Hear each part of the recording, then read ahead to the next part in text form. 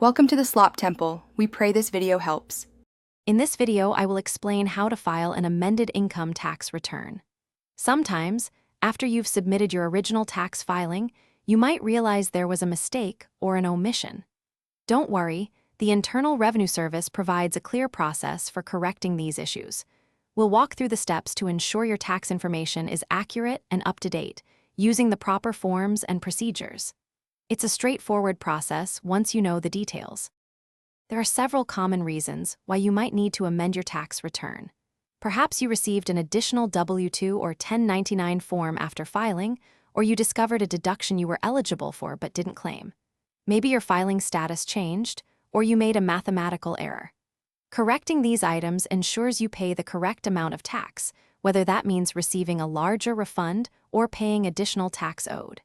Accuracy is key for everyone.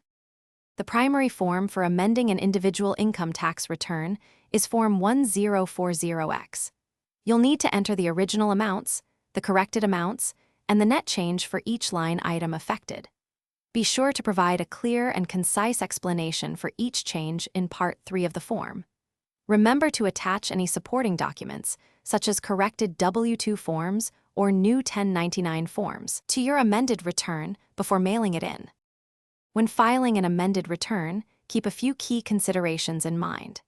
Typically, you have 3 years from the date you filed your original return or 2 years from the date you paid the tax, whichever is later, to file an amendment. An amended return might lead to a refund, or you might owe additional tax. Most amended returns, especially Form 1040X, must be mailed to the Internal Revenue Service, as electronic filing is often not available for these forms. Thanks for watching. Consider subscribing if we helped you.